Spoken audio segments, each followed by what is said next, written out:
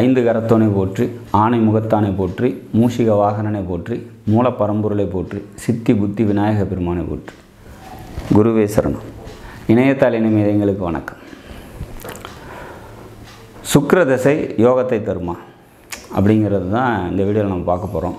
பொதுவாகவே ஒருத்தங்களை நம்ம பேச்சுவாக்கில் சொல்லும் போது கூட, உனக்கு என்னப்பா சுக்கிர தசை நடக்குது அப்படின்னு சொல்கிறது வழக்கம் உண்டு. சுக்கிரன் வந்தாலே பார்த்திங்கனாக்கா அவங்க பெரிய பணக்காரர் ஆயிடுவாங்க, இல்லை பொருளாதாரத்தில் நல்லா வந்துடுவாங்க, இல்லை ராஜ வாழ்க்கை வாழ போகிறாங்க அப்படிங்கிற மாதிரி சொல்கிறது பேச்சு வழக்கில் உண்டு.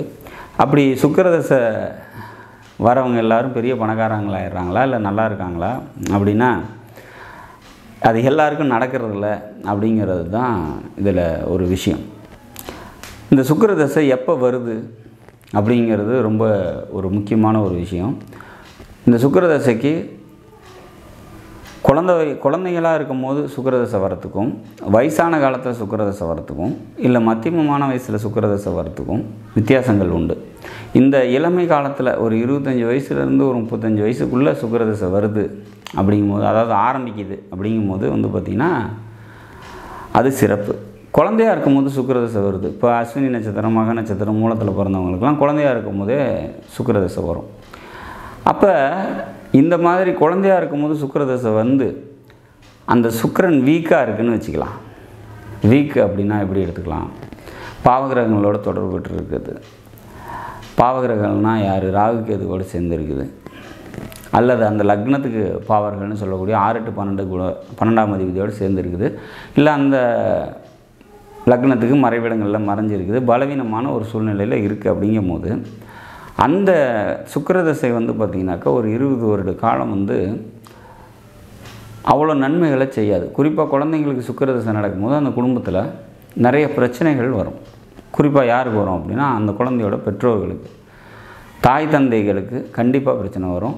உறவு ரீதியான பிரச்சனை. இந்த குழந்தை பிறக்கிறதுக்கு முன்னாடி எந்த அளவுக்கு ஒற்றுமையாக இருந்தாங்களோ அதில் பாதி தான் பார்த்திங்கன்னா அந்த குழந்தையோட வளர்ச்சியில் இருக்கும். அப்போ இந்த குழந்தை பருவத்தில் சுக்கிரதசை வரும்போது பார்த்திங்கனாக்கா அது இந்த மாதிரி ஒரு நெகட்டிவிட்டியை க்ரியேட் பண்ணுது அப்படிங்கிற மாதிரியான ஒரு விஷயம். அந்த சுக்கிரன் பலவீனமாக இருந்தால், அப்போ பலமாக இருக்குது, ஆட்சியாக இருக்குது, உச்சமாக இருக்குது, நல்லா ஸ்ட்ராங்கான நிலையில் இருக்குது, லக்னத்துக்கு கேந்திர திரிகோணத்தில் இருக்குது அப்படிங்கும்போது இந்த நெகட்டிவான பாயிண்ட்ஸ் பார்த்திங்கன்னா நடக்காது. அந்த குழந்தைங்களுக்கு சுக்கிரதசை வந்தாலுமே பார்த்திங்கன்னா அந்த குழந்தை பார்க்குறதுக்கு எல்லாரையும் ஈர்க்கக்கூடிய தன்மையிலையும் அழகாகவும், அதோடய பேச்சு, நடை, உடை எல்லாமே பார்த்திங்கனாக்கா ரொம்ப அழகாக இருக்கும். பொருளாதாரத்தில் மேன்மையும் பார்த்திங்கன்னா உண்டாகும், இந்த சுக்கிரன் நல்லா ஸ்ட்ராங்காக வலுவாக இருக்கும் போது. ஸோ அப்போ குழந்தை பருவத்தில் சுக்கிரதசை வரக்கூடாது. வந்தால் அந்த குடும்பம் அழிஞ்சு போயிடும், கெட்டு போயிடும். குட்டி சுக்கிரன் கெட்டி கட்டடத்தையும் புழக்கம்ன்ற மாதிரியான பழமொழிகள்லாம் ஜோதிடத்தில் உண்டு. ஆனால் அதெல்லாம் பலவீனமான சுக்கிரனுக்கு தான், வலுவான சுக்கிரனுக்கு இல்லை அப்படிங்கிற மாதிரியான ஒரு அமைப்பு. சரி, வயசானதுக்கப்புறம் சுக்கிரதசை வருது, சுக்கிரன் நல்லா ஸ்ட்ராங்காகவே இருக்குது அப்படின்னா அது காலப்பகையில் வரக்கூடிய தசை. இப்போ ஒரு சுகர் பேஷண்ட்டுக்கு கையில் நிறைய ஸ்வீட் கொடுத்தா அப்படி இருக்கும், அவனால் அதை சாப்பிட முடியாது, ஏன்னா தான் சுகர் இருக்கு. அப்போ அந்த மாதிரி இது காலம் கடந்த பிறகு வரக்கூடிய ஒரு சுக்கிரதசை. இந்த சுக்கிரதசை பார்த்திங்கனாக்கா எவ்வளோ ஒரு 50 இயர்ஸ்க்கு மேலே வருது அப்படிங்கும்போது அது பலனற்றதாக இருக்கும் அப்படிங்கிற மாதிரியான ஒரு அமைப்பு. அந்த பலன் அந்த குடும்பத்தில் இருக்கவங்க மற்றவங்களாம் அனுபவிப்பாங்க. அதாவது இவர் ஓடிட்டுருப்பார், இவங்க உழைச்சிக்கிட்டே இருப்பாங்க, மற்றவங்கெல்லாம் ஜாலியாக உட்காந்து ரொம்ப கம்ஃபர்டபுளாக அந்த குடும்பம் இருக்கும் அப்படிங்கிற மாதிரியான ஒரு அமைப்பு. இதுலேயும் திருமணம் தொடர்பான பிரச்சனைகள் ஏற்படும். எப்போ 50 இயர்ஸுக்கு மேலே பார்த்திங்கனாக்கா ஒரு சுக்கிரதசை வருது அப்படின்னா அவங்க பொண்ணு தேடுறாங்க, இல்லை மாப்பிள்ளை தேடுறாங்க அப்படின்னா அதெல்லாம் கொஞ்சம் டைம் எடுக்கிறது, கொஞ்சம் டிலேட் ஆகிறது, இல்லைனா லவ் மேரேஜஸ் நடக்கிறது. அந்த மாதிரியான ஒரு ஆஸ்லேஷன்ஸ் பார்த்திங்கனாக்கா இந்த லேட்டர் சுக்கிரதசையில், அதாவது காலப்பகையில் ஏற்படக்கூடிய சுக்கிரதசையில் கண்டிப்பாக இருக்கும் அப்படிங்கிற மாதிரியான ஒரு அமைப்பு. சொகுசாக இந்த சுக்கிரன் பார்த்திங்கனாக்கா தசா காலத்தில் அந்த ஜாதகரை வச்சுருக்காரு. ரொம்ப கம்ஃபர்டபுள் ஜோனை விட்டு ஒரு லெவலுக்கு மேலே கீழே இறங்கி போகாதனால அதிகமாக பிரச்சனைகளை சந்திக்கிறாங்க அப்படிங்கிற மாதிரியான ஒரு அமைப்பு. பொருளாதாரத்தில் தேவையற்ற சிக்கல்கள்லாம் மாட்டிக்கிறாங்க, பொருளாதார நெருக்கடிகள் ஏற்படுது அப்படிங்கிற மாதிரியான ஒரு அமைப்பு. 2 7க்குரியவன், காலபுருஷ தத்துவத்துக்கு 2 7க்குரியவன். அப்போ என்ன தான் சிரமங்கள் இருந்தாலுமே கூட பொருளாதாரம் ஓரளவுக்கு நல்லா இருக்கும் எல்லாருக்குமே. இந்த சுக்கிரதசை வந்து கோடிக்கணக்கில் பணத்தை தருதோ இல்லையோ, தன் தேவைக்கான பொருளாதாரத்தை நிச்சயமாக தரும் அப்படிங்கிற மாதிரியான ஒரு அமைப்பு. ஒருத்தருக்கு சுக்கிரதசை வருது அப்படின்னா காலபுருஷ தத்துவத்துக்கு 120 வருட கால அளவில் ஒரு 20 வருடம் மிகப்பெரிய கால அளவை கொண்ட இந்த சுக்கிரதசைங்கிறது ரொம்ப முக்கியமானது. இந்த சுக்கிரன் உங்களோட ஜாதகத்தில் எந்த அளவுக்கு வலுவாக இருக்கார் அப்படிங்கிறத பொறுத்து இந்த தசையோட நன்மை தீமைகள் அமையும் அப்படிங்கிற மாதிரியான ஒரு அமைப்பு. இந்த சுக்கிரன் கூட வந்து பார்த்திங்கனாக்கா வக்ர கிரகங்கள் அப்படின்னு சொல்லக்கூடிய ராகுவோ கேதுவோ அல்லது மற்ற ஏதோ ஒரு உங்களோட ஜாதகத்தில் இருக்கக்கூடிய வக்ரமாயி ஒரு கிரகங்கள், இப்போ புதன் வக்ரமாயி சுக்கிரனோட சேருது அப்படின்னா இந்த சார்ட்டில் இப்போ இந்த மாதிரியான சார்ட்டில் இருக்கிறவங்க வந்து பார்த்திங்கனாக்கா வெளி உலகத்தோடு பழகும்போது, குறிப்பாக கல்யாணம் ஆனவங்களோட பழகும்போது ரொம்ப கவனத்தோடு இருக்கணும் அப்படிங்கிற மாதிரியான ஒரு அமைப்பு. அப்போ இந்த மாதிரி சுக்கிரனை வந்து பார்த்திங்கனாக்கா ஒரு நிலைப்பாட்டில் சார்ட்டில் அது என்ன மாதிரியான பொசிஷனில் இருக்குது அப்படிங்கிறத வச்சு அவங்களோட வாழ்க்கையோட சூழ்நிலைகள், குறிப்பாக இந்த கல்யாண வாழ்க்கைக்கு முக்கியமான கிரகம் ஒரு ஆண் ஜாதகத்தில் மனைவியை குறிக்கக்கூடிய கிரகம் சுக்கிரன். அப்போ அந்த சுக்கிரன் எந்த அளவுக்கு ஸ்ட்ராங்காக இருக்குதோ அந்த அளவுக்கு நமக்கு திருமண வாழ்க்கை அதோட நிம்மதி அப்படிங்கிறது அமையும் அப்படிங்கிறதுல மாற்று கருத்து இருக்க முடியாது.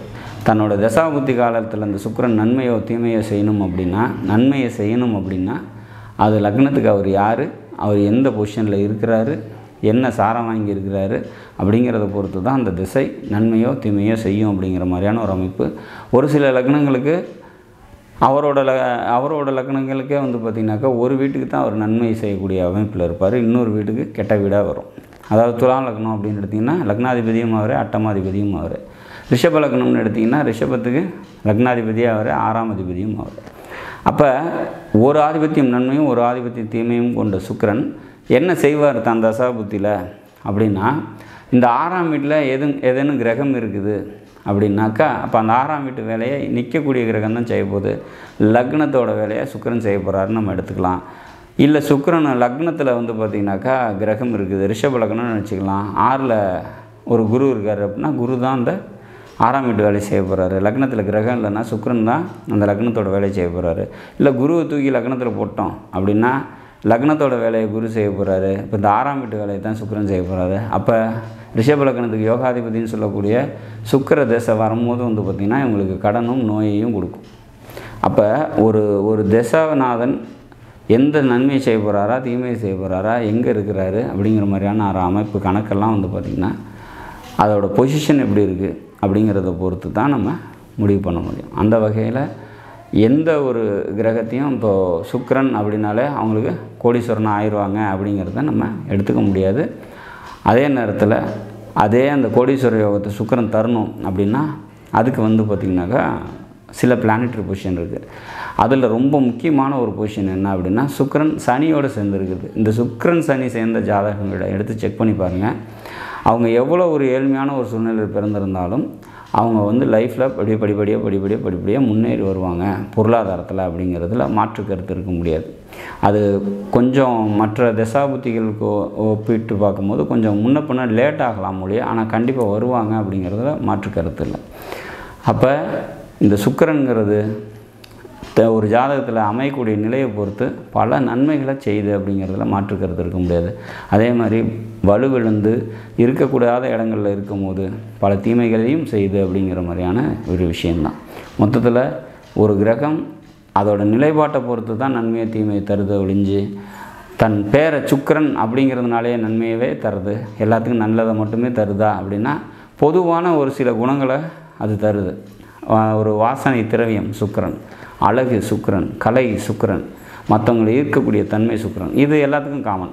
இது எல்லாருக்கும் ஒரு சுக்கிரன் ஒரு திசை நடத்த போகிறாரு அப்படின்னாவே அவங்களுக்கு வந்து இது மேலெல்லாம் ஈடுபாடு கண்டிப்பாக வரும். இப்போ இது காமன். ஆனால் அது நன்மையை தருதா, பொருளாதார ரீதியாக முன்னேற்றம் தருதா, வாழ்க்கையை மாற்ற போதா, வாழ்க்கையை ஜெயிக்க வைக்க போதாங்கிறதெல்லாம் அது எந்த இடத்துல இருக்குது, அவங்க என்ன லக்னமாக பிறந்திருக்காங்க அப்படிங்கிறத பொறுத்து தான். நாடும் நாட்டு மக்களும் நலமுடன் வாழ நவகிரகங்களை வேண்டி அமைகிறேன். நன்றி, வணக்கம்.